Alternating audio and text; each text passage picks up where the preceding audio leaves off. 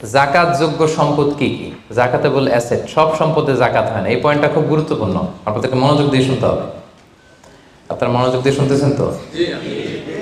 আপনি ধরেন ওই যে উদাহরণ দিয়েছিলাম, গত রমজানের 20 তারিখে নেশাব পরিমাণ সম্পদের মালিক হয়েছেন, দেখলেন সারা বছর আছে এই টাকাটা। তো এই 20 রমজানে তো আপনি এখন হিসাব করবেন, তাই না? তো হিসাবে আপনি কি কি ধরবেন? সব সম্পদে জাকাত নাই। আপনার বাসার যে ফার্নিচার, এটা হিসাব করা লাগবে না। আপনার যে ফ্রিজ, আপনার যে এয়ারকন, আপনার যে থাকার যে ফ্ল্যাটটা, আপনার যে বাংলো বাড়ি, এগুলোতে কোনো জাকাত নাই। আপনার চলার জন্য যে গাড়িটা লাগে, এগুলোতে কোনো জাকাত নাই। আপনার নিজের জন্য যে ল্যাপটপ, মোবাইল, যত কিছু আছে, গ্যাজেট বলেন, এগুলোতে কোনো জাকাত নাই। তাহলে কি কিসে জাকাত আছে? জাকাতেবল অ্যাসেট কি, জাকাতযোগ্য সম্পদ কি, সেটা আমরা শুনি। 1 নম্বর হচ্ছে সোনা রূপা, gold and silver in its any form, যে কোনো ফর্মে, যে কোনো ফর্মে।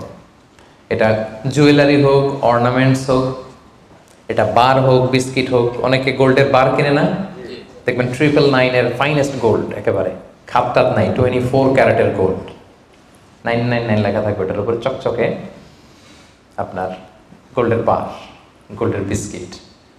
অনেকে শখ করে গোল্ডের প্লেট টেট তৈজসপত্র এগুলো কিনে। হ্যাঁ, স্বর্ণের ঘড়ি অনেকে কিনে। পুরুষের জন্য কিন্তু স্বর্ণের ঘড়ি আংটি কোনোটাই পরা বৈধ না। কিন্তু যদি কেউ কিনে, স্বর্ণের কলম আছে, শখ করে কিনে অনেকে, টাকা রাখার জায়গা পায় না, তো ভাবে যে একটা কলম কিনে ফেলি স্বর্ণের, তারপর স্বর্ণের ঘড়ি, স্বর্ণের এই সেই।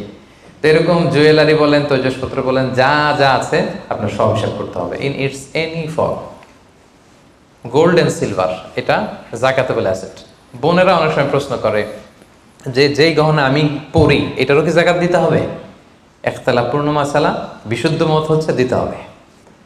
3 মাযহাব বলছে দেয়া লাগবে না, ইমাম আবু হানিফা বলছে দেয়া লাগবে, এবং আবু হানিফা রাহিমাহুল্লাহর কথাটাই ভ্যালিড, বেশি যুক্তযুক্ত।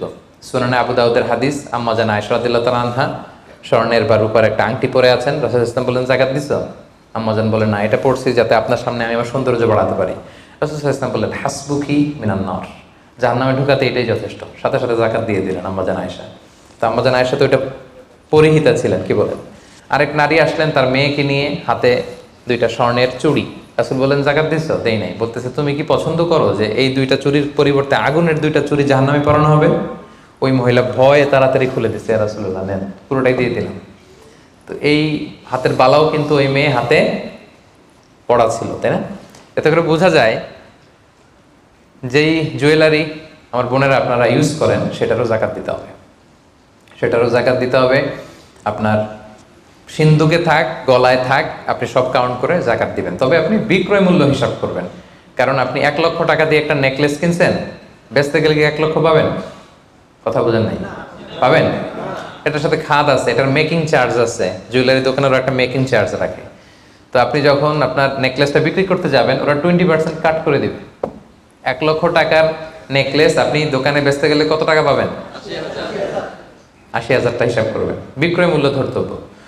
তো তাহলে সম্মানিত ভাই এবং বোনেরা, জাকাতেবল asset 1 number gold and silver. 2 number হচ্ছে ক্যাশ। ধরেন আজকে আমি আমার জাকাত হিসাব করতে বসছি, তো আমি দেখতেছি যে আমার স্বর্ণ টর্ণ কি আছে না আছে, আমি হিসাব করতেছি। স্বর্ণের পালা গেল, এবার আমি হিসাব করব আমার ক্যাশ কোথায় আছে, পকেটে কত, ওয়ালেটে কত, ড্রয়ারে কত, ব্যাংকে কত, কারেন্ট অ্যাকাউন্টে কত, ফিক্সড অ্যাকাউন্টে কত, সেভিংস অ্যাকাউন্টে কত, যত জায়গায় আপনার যত ক্যাশ ফর্মে টাকা আছে, এটা আপনি হিসেব করবেন। এগুলো জাকাতেবল অ্যাসেট। আরও কিছু সম্পদ আছে, এগুলো ক্যাশ না, তবে ইজিলি লিকুইডেট করা যায়, চাইলে টাকা বের করে আনা যায়। যেমন প্রাইস বন্ড অনেক কিনে রাখে না, আমাদের ডাক বিভাগের সঞ্চয়পত্র আছে না, এগুলো ফিক্সড ডিপোজিট, অনেকে ইন্স্যুরেন্স করে, লাইফ ইন্স্যুরেন্স। এগুলো চাইলে আপনি টাকা বানাতে পারেন। তো এটা অনেকে বলে হুজুর এটা তো ম্যাচিউরড হয় না, কীভাবে করব? এটা ব্যাংকে আপনি নক দিলে ওরা স্টেটমেন্ট দিবে যে আজকে এই ডিপোজিটটা ভাঙালে কত পাবেন, একটা স্থিতি দেখাবে, এটা আজকের স্টেটমেন্ট। ওই স্টেটমেন্ট আপনি বের করে নিয়ে আসবেন যে আজকে 20 রমজানে যদি আমি এটা ভাঙ্গাই তো আমি পাবো এত, তাহলে এটার মালিক আপনি, এটা আপনি যোগ দিবেন। তাহলে বুঝতে পারছেন এটা? এগুলো জাকাতেবল অ্যাসেট। আচ্ছা গেল। এরপরে ব্যবসার সম্পদ, উরুদ উত্তেজারা, যত ব্যবসার সম্পদ আছে এটা কিন্তু আপনি জাকাতে হিসাব করবেন। উদাহরণ দিই, একজন বিস্কিট ফ্যাক্টরির মালিক, উনি বিস্কিট বিক্রি করে। তো আজকে আমি যে জাকাতের হিসাব করতে বসছি, আমি আমার কোম্পানিতে ফোন দিয়ে আজকে কত carton biscuit ready to sell, কত কার্টুন, ধরেন 50,000 পিস, তো এটার দাম কত, বিক্রয় মূল্য আমি যোগ দেব। তারপরে বিস্কিট বানাতে যে র মেটেরিয়াল, হ্যাঁ, গম লাগে, সুগার লাগে, ইত্যাদি ইত্যাদি যা লাগে, এগুলোর যে প্রাইস, এটা আমি, জি, এটাও আমি যোগ দেব। ওখানে ধরবো না কি, ওখানে ধরবো না হচ্ছে যেটা ফিক্সড অ্যাসেট। ব্যবসার ক্ষেত্রে ফিক্সড অ্যাসেট ধরতে হয় না। যেমন ধরেন আপনার ফার্নিচার বা কারো বিস্কিট ফ্যাক্টরি, তার ফ্যাক্টরির যে জায়গাটা, এটা আসবে না। মেশিনারিজ, যে মেশিনে করে বিস্কিট বানায়, ওইটা আসবে না। তারপরে ধরেন এটা লরি ট্রাকে করে বিভিন্ন জায়গায় আমি পাঠাই আমার প্রোডাক্টগুলো, এই যে ট্রাকের দাম টাম, এগুলো কিন্তু ধরা হবে না। এগুলো ফিক্সড অ্যাসেট, মেশিনারি ধরতে হয় না। শুধু প্রোডাক্ট রেডি টু সেল অথবা র মেটেরিয়াল, এগুলো ধরবো। শেয়ার বাজার আছে, অনেকে শেয়ার কিনে, এটাও আপনি ধরবেন। ওই দিন আপনি হিসেব করবেন। শেয়ার দুই ধরনের, একটা আছে আপনার প্রাইমারি, একটা নেট ভ্যালুয়েশন করা হয়, পরে এটা একটু দাম বাড়লে অনেকে দেখবেন যে সারাদিন দেখতে থাকে দাম বাড়লো না কমলো, সেকেন্ডারি মার্কেটে এটা সেল করে দেয়, আছে না? তো এটা আজকের দিনে আমার এই শেয়ারটা সেল করলে কত প্রাইস পাবো, ওই প্রাইসটা আমি যোগ দিয়ে দিব। ওকে, আচ্ছা গেল। আরেকটা আছে কোম্পানির শেয়ার কিনে অনেকে, ধরেন বিশাল বড়, বাংলাদেশে বড় কোম্পানি বেক্সিমকো কোম্পানি, তারপর ওই কোম্পানি, এটার আপনি শেয়ার কিনবেন, লং টার্ম ইনভেস্টমেন্ট শেয়ার থাকে, ওইটা কিভাবে ধরবেন? ওইখানে কোম্পানির অ্যাকাউন্টসে আপনি নক দিলে জাকাতেবল অ্যাসেট কত আছে এটা ওরা বলে দিবে। বড় কোম্পানিগুলোতে ম্যাক্সিমাম 40% জাকাতেবল অ্যাসেট থাকে। এই যে লিস্টগুলো আপনাকে শোনালাম, এগুলো হচ্ছে জাকাতযোগ্য সম্পদ। আপনার এগুলোর উপর জাকাত আসে। আজকে 20শে রমজান, আমার 1 বছর হয়েছে, এগুলো সবগুলো আমি যোগ দিব। তাহলে জাকাতযোগ্য সম্পদ কি, মোটামুটি একটা ধারণা পেয়েছি না? পেলাম। এবার সহজে জাকাত কিভাবে হিসাব করব? অর্ধেক তো হিসাব করেই ফেললাম, কি বলেন?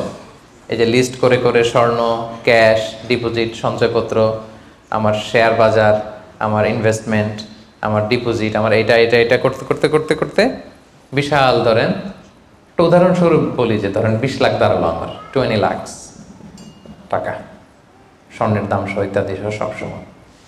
এবার হিসাবটা কিভাবে করব? হিসাবটা খুব সহজ। আমার জাকাতেবল অ্যাসেট আমি সব হিসাব দিয়ে পাইলাম কয় লাখ টাকা? 20 লাখ। এবার আমার যদি ঋণ থাকে, আমি ঋণটা এখান থেকে বাদ দেব। আমরা শুরুতে বলছিলাম এক ধরনের ঋণ আছে একবারে দিয়ে দিতে হবে, এরকম একবারে ঋণ দেওয়ার যদি আমার কিছু থাকে, ওইটা আমি বাদ দিব। ধরেন আমার একবারে ঋণ দেওয়ার আছে 5 লাখ টাকা, যেটা আমাকে একবারই পরিশোধ করতে হবে অল্প কিছুদিনের মধ্যেই, তাহলে এটা আমি বাদ দিতে পারবো। তো 5 লাখ টাকা যদি 20 লাখ টাকা থেকে বাদ দিয়ে কত থাকে? 15 লাখ। এরপর আমি বলেছিলাম যে কিস্তিতে যে ঋণগুলো থাকে সেক্ষেত্রেও আমি বাদ দিতে পারবো ম্যাক্সিমাম 1 বছর, 12 মান্থস। ধরেন যে বড় একটা কিছু আমি কিনেছি, সেখানে 12 মাসের আমার যে ঋণ, সেই ঋণ আসতেছে ধরেন যে কিস্তিতে, ধরেন আরো 5 লাখ, তাহলে কত বাদ গেল? 5 5 10 লাখ, থাকলো কত? এই 10 লাখ হচ্ছে আপনার নাও জাকাতেবল অ্যাসেট। এই 10 লক্ষের উপর আপনি 2.5% জাকাত দিবেন। আর হিসাবটা যদি আপনি সূর্য বছর অনুযায়ী করেন, তাহলে 2.58% দিবেন। সহজ হয়ে গেছে না মোটামুটি? হ্যাঁ, মোটামুটি সহজ হয়েছে না? এরপর এক একজনের এক এক ধরনের বিজনেস, এক এক ধরনের কোশ্চেন থাকবে। এটা পার্সোনালি কোনো মুফতির কাছে বা যে কোনো স্কলারের কাছে আপনার পার্সোনাল আলাদা করে হিসাব করা লাগলে এটা করে নেবেন। কিন্তু ওভারঅল জাকাতের কিভাবে ক্যালকুলেট করতে হয় এবং প্রসেসটা কি, রাইট প্রসেস, এটার একটা ধারণা তো আপনারা পেয়েছেন নাকি? বুঝতে পারছেন না সবাই? আচ্ছা, এরপরে বলেছিলাম ফসলের জাকাত, মানে কৃষি সম্পদের জাকাত। কিছু চাষ করলেই জাকাত দিতে হয় না, এটার একটা নিসাব আছে।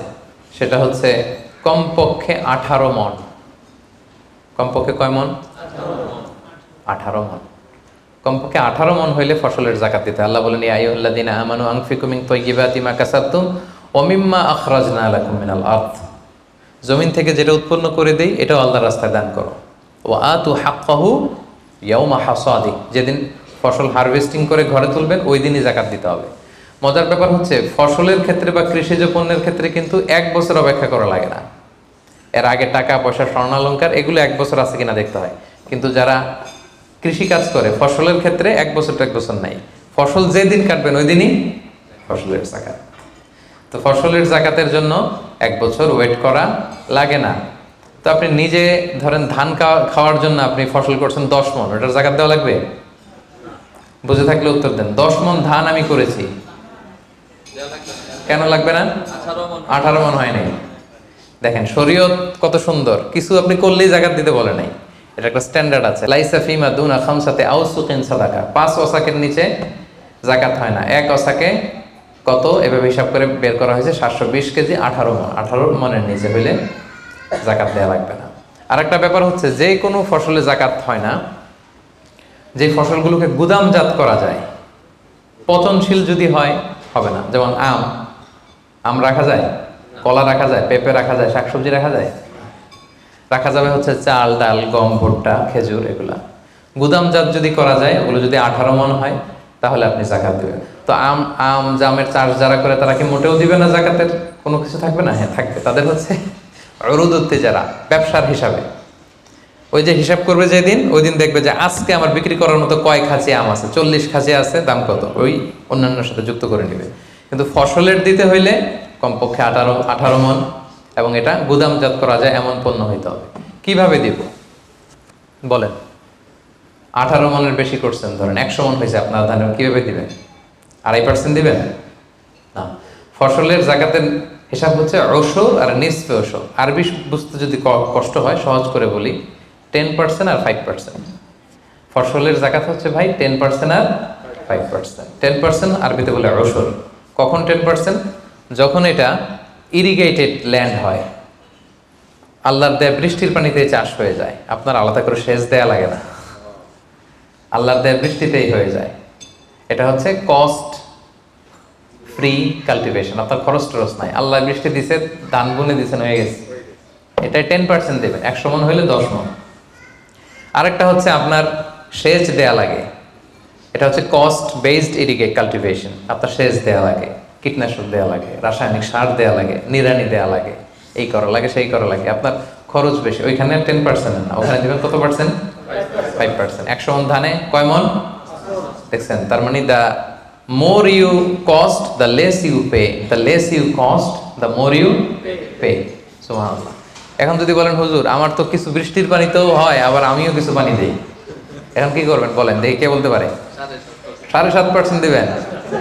এই তো ব্যবসায়ী হইলে কি সুবিধা। তখন আপনি মাঝামাঝি দিবেন, যেহেতু বৃষ্টির পানির ফ্যাসিলিটিও আপনি পেয়েছেন, আপনারও পানি শেষ লাগছে, দুইটা যেহেতু, তাহলে 5 আর 10 এর মাঝামাঝি কত? 7.5। তো আপনি তখন 7.5% দিবেন। এটা হচ্ছে বিশাল আলোচনারে এক নির্যাস আমি আপনাদেরকে শোনালাম। চলে গেল কৃষি সম্পদ। এবার পশু সম্পদের যাকাত কিভাবে দিবেন? পশু সম্পদের যে লিস্ট, এটা আমাদের জন্য অ্যাপ্লিকেবল না। 40টা ছাগল হলে একটা ছাগল বছর শেষে, 30টা গরু হলে বছর শেষে, 5টা উট হলে, এটা আমাদের জন্য অ্যাপ্লিকেবল না। কারণ পশু সম্পদের যাকাত যদি দিতে হয়, শর্ত হচ্ছে এটা সাএমা হইতে হবে। সাএমা মানে পশুগুলা বনে বাদারে যে ঘাস লতা পাতা নিজেই খেয়ে আসে, এটার কোনো খাওয়ানো টাওয়ানো লাগে না। কিন্তু আমাদের যে পোলট্রি শিল্প, আমাদের যে গরুর ফার্ম, এটাতে ফ্যানের নিচে রাখতে হয়। অস্ট্রেলিয়ান গাভী যারা পালে দেখবেন উপরে ফ্যান, যে দারোয়ান ওর ফ্যান নাই, কিন্তু গরুর উপরে ফ্যান, কারণ এই বাতাস না খেলে ওটা বাঁচবে না। ওইটারে ইঞ্জেকশন দিতে হয়, ওইটারে এই দিতে হয়, ওইটার ভুসি খাওয়াও, ওইটারে এই খাওয়াও। তো এই পোলট্রি শিল্প, হ্যাচারি শিল্প, দুধের বিজনেস যারা করে, তাদের আসলে রাসূল সাল্লাল্লাহু আলাইহি ওয়াসাল্লাম যে পশু সম্পদের যাকাতের যে লিস্ট বলেছেন, ওইটার আওতাভুক্ত হবে না। তো তারা কি কোনো যাকাত দিবে না? দিবে। ওই যে উরুদুত্তি যারা ব্যবসায়ের পণ্য হিসেবে, আমি দুধ বিক্রি করি, সো আজকে যখন আমি হিসাব করব, আমি দেখবো যে আমার কত লিটার রেডি টু সেল, জানলাম যে 300 কেজি আজকে আমার দুধ আছে, এটা বিক্রি হবে, এটার দাম কত, এটা আমি যোগ দিয়ে দিব। জাকাতে বলে অ্যাসেট যত আছে এগুলোর সাথে যোগ দিয়ে হিসাব করবো। বুঝতে পারছেন? সহজ হয়ে গেল না?